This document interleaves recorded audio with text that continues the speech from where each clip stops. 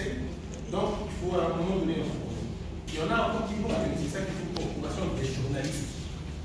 Le CESAC, ce n'est pas une corporation, c'est une institution d'appui à la démocratie. Le seul organe, la seule institution à qui on a confié la mission de promouvoir la démocratie. Et qui dit démocratie dit tolérance. Qui dit tolérance dit acceptation de l'autre malgré la différence. Est-ce que nous sommes prêts à être tolérants, à se regarder dans les yeux, à dire non, mais on avance pas? Comme dans une maison, on peut ne pas être d'accord, mais ce n'est pas pour autant qu'on va brûler la maison. C'est-à-dire que les élections sont un moment crucial, c'est vrai, un moment de désignation de ceux qui vont présider à la destinée de tout un peuple, mais ça ne peut pas être un moment de déchirement. On ne peut pas se regarder. Comme j'entends souvent les discours de certains politiciens, par exemple, ils disent, j'ai entendu ça encore une fois, telle tribu ne peut pas gérer plus que la tribu a déjà géré. Je peux vous rappeler que personne n'a été élu sur base de tribu. Et même si une tribu a voté pour une personne, même toute la tribu, aucun. Personne ne pourra avoir la majorité. Ça veut dire que nous sommes élus sur base d'un programme et nous allons dans ce sens-là. Et dans tous les présidents, tous les candidats présidents, c'est toutes les tribus qui votent d'une manière ou d'une autre.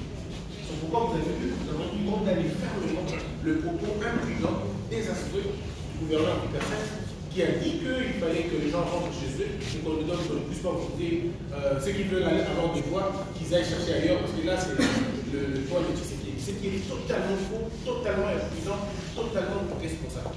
Nous avons condamné ces propos et nous avons même annoncé que les autres gouverneurs qui vont s'aligner dans ce sens-là pour appeler les candidats, pour appeler leur peuple à ne voter que les ressortissants de ce côté-là seront sévèrement sanctionnés. Parce qu'on estime qu'on ne peut pas vivre dans un État où les gens sont vêtus pour se faire comme des gens de violence. Vous savez, Martin Luther King disait appelons à vivre ensemble comme des gens intelligents, sinon on pourra tous se faire.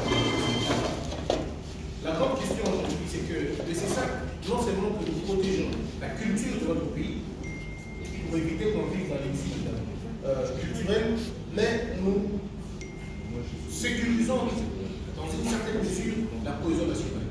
Et on ne peut être dans une cohésion nationale que lorsque le respect mutuel nous caractérise. Lorsque dans chaque propos, dans chaque attitude, nous pouvons nous mettre à la place de l'autre.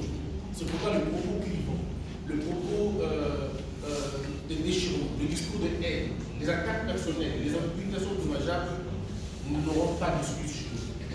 La seule chose qu'on ne pourra pas contrôler malheureusement, c'est la démagogie. Ça, on ne pourra pas contrôler. Mais les autres anti-valeurs, ça, en tout cas, on va le sanctionner.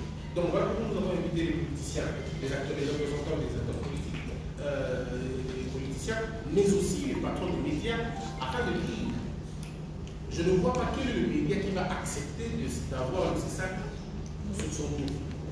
Parce que si nous apprenons qu'un média est passé et accompagne avant la